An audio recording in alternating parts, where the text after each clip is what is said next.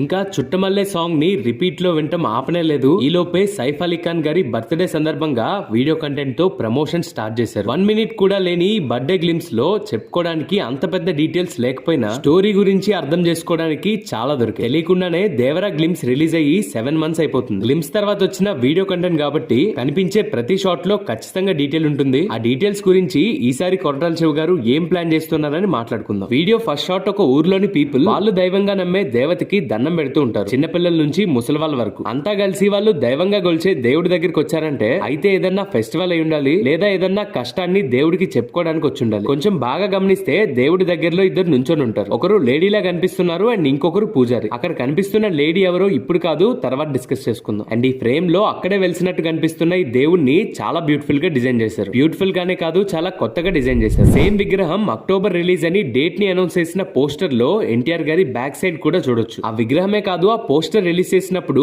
Movie look మాత్రమే కనిపించింది. ఇప్పుడు రిలీజ్ చేసిన వీడియో తర్వాత ఒక డీటెయిల్ కూడా కనిపిస్తుంది, అది కూడా చెప్తాను. నెక్స్ట్ షాట్ లో అక్కడ వాళ్ళు జరుపుకుంటున్న ఏదో ఫెస్టివల్ ని చూపిస్తారు. అండ్ వాళ్ళు మోసుకెళ్లేది ఆయుధ పూజ కోసం సిద్ధం చేసిన ఆయుధాలని. ఇక్కడ వీళ్ళు మోస్తున్న ఆయుధాలని నెక్స్ట్ షాట్ లో క్లోజ్ గా ఆయుధాలు కనిపించేటట్లు చూపిస్తారు. టీమ్ ఇంతకు ముందే ఆయుధ పూజ అని ఒక పిక్ ని రిలీజ్ చేశారు కదా, ఆ సీక్వెన్స్ లో జరిగే షాట్ నే మనకి ఈ వీడియోలో పెట్టారు. అండ్ వాళ్ళు చెప్పిన ఆయుధ పూజ ఈ షాట్ లో కనిపిస్తుంది. అండ్ ఆ తర్వాత చాలా క్రౌడ్ బైరా అనే వ్యక్తిని ఎంకరేజ్ చేస్తూ ఉంటారు. బైరా అంటే మన సైఫ్ అలీ ఖాన్ గారు. అండ్ అక్కడ జరిగే రెజ్లింగ్ లో గెలుపు ఓటమే కాదు, ఆ బైరా తనతో పాటు పోటీ చేసిన ప్రతి ఒక్కరికి చావును చూపిస్తున్నాడు. మాక్సిమం చుట్టూ ఉన్న వాళ్ళంతా బైరవాకే సపోర్ట్ చేస్తున్నారు, బైరా అనే ఎంకరేజ్ చేస్తున్నారు. అండ్ దేవరా గ్లిమ్స్ లో కనిపించకపోయినా ఒక పడవ పై నుండి టామ్ చాకో అని డిస్కస్ చేసుకున్నాం కదా, ఆయనే ఈ షాట్ లో కనిపిస్తారు. ఆయన కూడా బైరాకే సపోర్ట్. ఇంతమంది బైరాని సపోర్ట్ చేస్తున్నా బైరా తనతో పాటు పోటీ చేసే వాళ్ళని చంపేయడం చూసి బాధపడుతున్న కొంతమంది కూడా క్రౌడ్ లో ఉన్నారు. బట్ బైరా ఇంత క్రూరంగా ఎందుకు చేస్తున్నాడు? 1 ఇయర్ బ్యాక్ కి వెళ్తే కొరటాల శివ గారు దేవరా పూజా సెరమనీలో కొన్ని మాటలు చెప్పారు. ఈ సినిమాలో మనుషుల కంటే మృగాలు ఎక్కువ ఉంటారు, భయం అంటే ఏంటో తెలియని మృగాలు, దేవుడంటే భయం లేదు,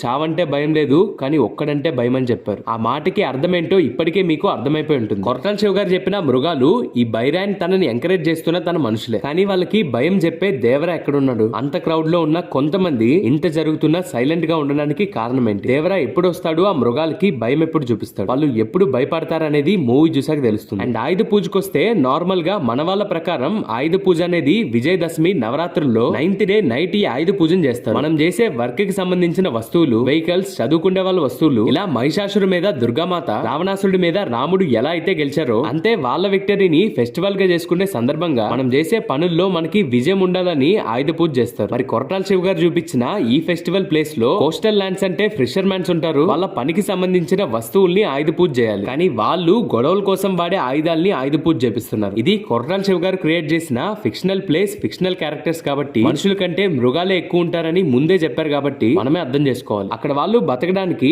వాళ్ళ బతుకు తెరువు కోసం చేసి ఏదో ఒక పని కోసం 2 గ్రూప్స్ కి జరిగే గొడవలై దేవరాలో చూపిస్తారు అనుకుంటా. కానీ నార్మల్ గా పడే గొడవలు కాదు, మృగాలు పడే గొడవలు. ఒక గ్రూప్ లీడర్ బైరా అయితే ఇంకొక గ్రూప్ లీడర్ దేవరా. దేవరా అక్కడ సముద్రాన్ని ఎర్ర సముద్రం చేస్తుంటే బైరా ఇక్కడ కుస్తీ మట్టికి రక్తాన్ని చూపిస్తున్నాడు. మరి దేవరాకి బైరాకి అదే మట్టిలో పోటీ ఉంటుందా లేదా? బైరాని ఆపడానికి దేవరా ఎప్పుడు వస్తాడనేది మూవీలో చూడాలి. ఆ తర్వాత ఫారెస్ట్ లో ఏదో ఫైట్ సీక్వెన్స్ సీన్ అనుకుంటా, బట్ ఈసారి లుక్ చేంజ్ అయిపోయింది. ఆ పోటీలో చూసింది యంగ్ బైరాన్ అయితే ఇక్కడ చూసింది ఏజ్డ్ బైరాన్. ఆల్రెడీ రిలీజ్ అయిన 2 సాంగ్స్ తో, టీమ్ రిలీజ్ చేసిన పోస్టర్స్ తో, టీమ్ అఫీషియల్ గా అనౌన్స్ చేయకపోయినా ఎన్టీఆర్ గారు డ్యూయల్ రోల్ చేస్తున్నారని క్లారిటీ వచ్చింది, father and son role. But అవునా కాదా అనే చిన్న డౌట్ ఈ షాట్ తో క్లియర్ అయిపోయింది. చెప్పకూడదు కానీ ఇదే జరిగితే ఒక రకంగా స్పాయిలర్ అవుతుంది. ఇది కూడా మనం ఎప్పుడు చూసినట్లే ఫాదర్ ని విలన్ చంపేయటం, విలన్ పై కొడుకు పగదీర్చుకోవటం ఇలాగే ఉండేటట్లుంది. ఎంగేజ్ లో భైరవ దేవరా ఫేస్ ఆఫ్. దేవరాన్ చంపేశాక తన కొడుకు వచ్చి ఏజ్డ్ బైరా పై రివెంజ్ తీర్చుకుంటాడేమో. దేవరా ఖచ్చితంగా చనిపోతాడని చెప్పలేం. ఆ ప్లేస్ నుంచి దూరంగా వెళ్ళిపోవటం, చనిపోయాడని ఆ ప్లేస్ లో వాళ్ళు నమ్మటం, ఇలా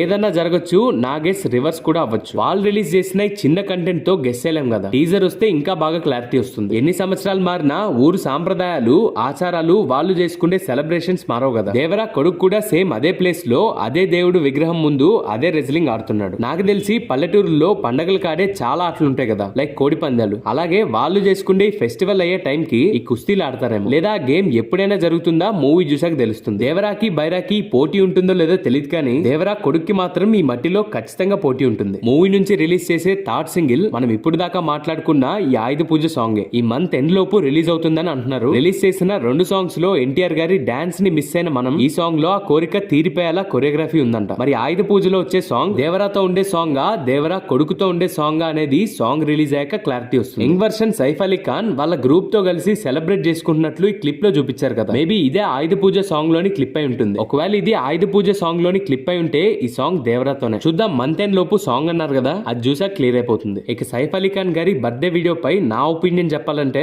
ఎక్సెప్ట్ ఆచార్య, కొట్రాల శివ గారి మూవీస్ చూసుకుంటే అన్ని క్యారెక్టర్ రివెంజ్ స్టోరీస్. మిర్చిలో జై, శ్రీమంతుల్లో హర్ష, భరత్ అనే నేనులో భరత్, జనతా గ్యారేజ్ లో ఆనంద్, ఇలా ప్రతి movie starting to end hero చుట్టూ కథ నడుస్తుంది. ఈ 4 మూవీస్ లో ఉన్న విలన్స్ కూడా మూవీలో హీరోకి కాన్ఫ్లిక్ట్స్ రావాలి కాబట్టి అందుకోసం మాత్రమే వాళ్ళని పెట్టినట్లుంటారు. ప్రతి మూవీలో ఆ హీరో క్యారెక్టర్ నే బాగా డెవలప్ చేయటం, హీరో ఎమోషన్స్ ఏ ప్లాట్ కి మించి ఉంటాయి. బట్ ఈసారి ఒక కథ, ఆ కథలోని వరల్డ్ లోకి మనల్ని తీసుకువెళ్ళడానికి ప్రతి ఒక్క క్యారెక్టర్ ని బాగా డిజైన్ చేసుకున్నట్లున్నారు. ప్రొటాగనిస్ట్ క్యారెక్టర్ తో సమానంగా ఆయన మూవీస్ లో ఎప్పుడూ లేనట్లు యాంటాగనిస్ట్ క్యారెక్టర్ కూడా అంతే ఇంపార్టెన్స్ ఇచ్చినట్లున్నారు. మూవీలో బాబీ డియోల్ గారు కూడా ఉన్నారంట. మరి ఆయన్ని సైఫ్ అలీ ఖాన్ గారి బ్రదర్ లా చూపిస్తారా, దేవరా కొడుక్కి ఫేస్ ఆఫ్ పెట్టడానికి దేవరా కొడుక్కి విలన్ గా చూపిస్తారా అనేది మూవీలో చూడాలి. అండ్ బాబీ డియోల్ గారి పోర్షన్స్ మాక్సిమం పార్ట్ 2 లోనే ఉండొచ్చు. మ్యూజిక్ వైజ్ అదే బ్యాక్గ్రౌండ్ స్కోర్ అయితే అనిరుద్ గారి మ్యూజిక్ వల్లే ఈ వీడియో ఎలివేట్ అయిందని చెప్పేంత కాకపోయినా మ్యూజిక్ డీసెంట్ గానే ఉంది. ఐ థింక్ మూవీ స్టోరీతో పాటు ఒక ఫ్లో లో వెళ్తూ ఆ బైరా బ్యాక్గ్రౌండ్ స్కోర్ ని వింటే ఈ మ్యూజిక్ ఇంకా బాగా ఎక్కుతుందేమో. వీడియోని ఎలివేట్ చేయలేకపోయినా వీడియోలో మనకి చూపించిన విజువల్స్ కి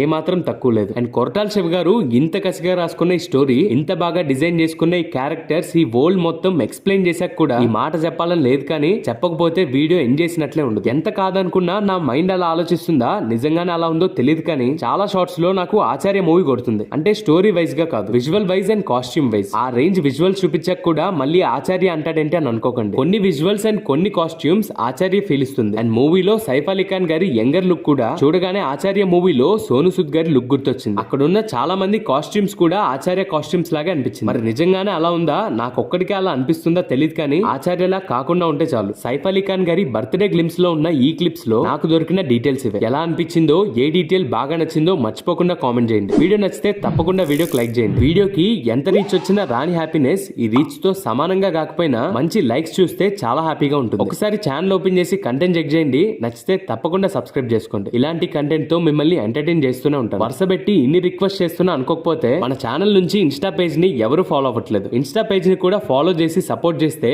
మీతో ఈ వీడియోస్ తోనే కాకుండా డైలీ ఇంటరాక్ట్ అవ్వచ్చు. That's the video guys. మరో ఇంట్రెస్టింగ్ వీడియోతో మళ్ళీ కలుద్దాం.